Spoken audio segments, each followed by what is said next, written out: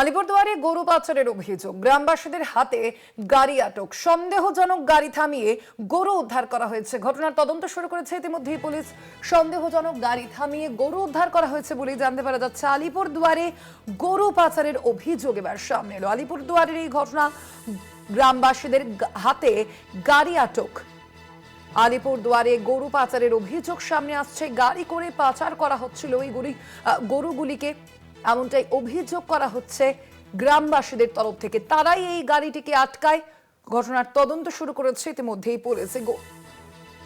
কোথায় গরুগুলিকে পাচার করা হচ্ছিল তাও খতিয়ে দেখা হচ্ছে পুলিশের তরফ থেকে। আলিপুরদুয়ারে গরু পাচারের অভিযোগ এবার সামনে এলো। গ্রামবাসীদের হাতে আটক গাড়ি।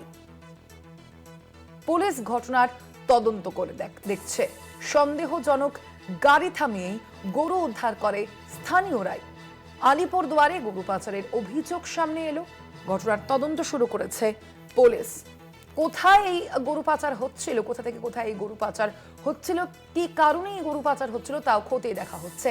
বিস্তারিত জানবো, ফোন লাইনে রয়েছেন প্রতিনিধি অজয় শাহ। অজয়, পুলিশ সূত্রে কি জানতে পারা যাচ্ছে? কোথায় এই গরু পাচার হচ্ছিল, কি উদ্দেশ্য ছিল তাদের? দেখো, একবার ফের গরু প্রচারের ঘটনা সামনে এসেছে, কিন্তু স্থানীয়দের তৎপরতায় কিন্তু সেই প্রচার যে যোজনা ছিল সেই বানচাল করা হয়েছে। ঘটনাটি রয়েছে আলিপুরদুয়ার জেলার সোনাপুর সংলগ্ন এলাকার। যেটা জানা গেল, একটি ছোট গাড়ি করে সেখানে বেশ কয়েকটি গরু গাড়ি নিয়ে আলিপুরদুয়ার জেলা থেকে কুচবিহার দিকে নিয়ে যাওয়া হচ্ছিল। আর স্থানীয়দের নজরে পড়তেই কিন্তু তারা গাড়িটিকে আটক করে পুলিশকে খবর দেয়।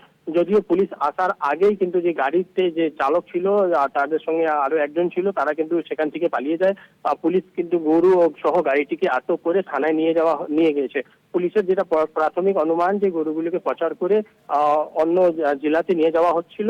আর এর বিরুদ্ধেই কিন্তু ইতিমধ্যে তদন্তে নেমেছে পুলিশ।